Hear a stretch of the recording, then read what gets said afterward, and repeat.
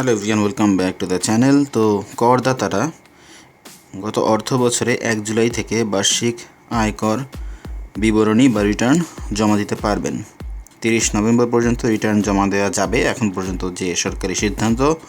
তবে এবার করমুক্ত আয়সীমা বাড়েনি, গতবারের মতো 3.5 লাখ টাকা পর্যন্ত আয় করমুক্ত থাকবে। কিন্তু এবার রিটার্ন দেওয়ার সময় 5টি বিষয়ে খেয়াল রাখতে হবে, কারণ রিটার্ন জমার সময় করের হিসাব নিকাশে বাজেটে 5টি পরিবর্তন আনা হয়েছে। এবার দেখা যাক রিটার্ন জমার ক্ষেত্রে ব্যক্তি শ্রেণীর করদাতাদের জন্য কোন 5টি খাতে পরিবর্তন এলো। 1. আপন ভাই বোন দান করলে কর নেই। আপন ভাই বোনদের দানকে করমুক্ত হিসাবে এবার অন্তর্ভুক্ত করা হয়েছে। রিটার্ন নথিতে ভাই বোনের দান করা অর্থ বা সম্পদ করমুক্ত থাকবে। এই উদ্যোগের ফলে পারিবারিক জমি, ফ্ল্যাট সহ স্থাবর অস্থাবর সম্পদ হস্তান্তর আরও সহজ হবে। এমনকি বিদেশে থাকা ভাই বোনের অর্থ পাঠালেও তা করমুক্ত থাকবে। এতদিন শুধুমাত্র স্বামী স্ত্রী, মা বাবা ও সন্তানরা দান করলেই তা করমুক্ত থাকত। 2. কৃষিখাতের আয়। কৃষিখাতের আয় 5 লাখ টাকা পর্যন্ত করমুক্ত। শহরের মানুষও জমি জমা কিনে শাকসবজির উৎপাদন করেন, অনেকে জমি লিজ নিয়ে কৃষিকাজ করেন। বাণিজ্যিক কৃষিকে উৎসাহিত করতে কর ছাড় দেওয়া হয়েছে। কোনো করদাতার কৃষি আয় থেকে 5 লাখ টাকা পর্যন্ত আয় করমুক্ত রাখা হয়েছে। 3 নম্বরে আছে বেসরকারি চাকরিজীবীদের আয় গণনার বাড়তি সুবিধা। বেসরকারি চাকরিজীবীদের করযোগ্য আয় গণনার ক্ষেত্রে সর্বোচ্চ বাদযোগ্য অঙ্কের পরিমাণ বাড়ানো হয়েছে।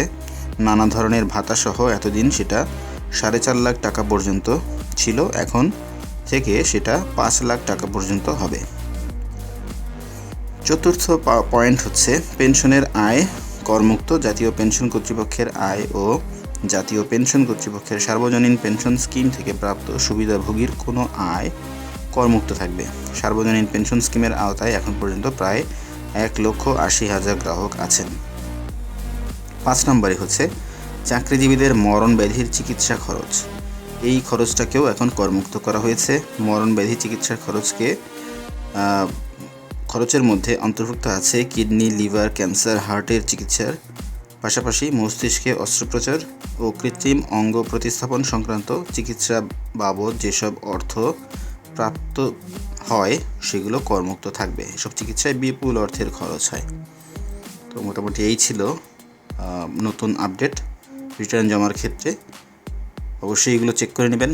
আমাদের ভিডিও ভালো লাগলে লাইক করবেন, শেয়ার করবেন। আমাদের চ্যানেলে যদি নতুন হয়ে থাকেন অবশ্যই সাবস্ক্রাইব করবেন। কথা হবে পরবর্তীতে অন্য কোনো ভিডিওতে। সেই পর্যন্ত ভালো থাকুন।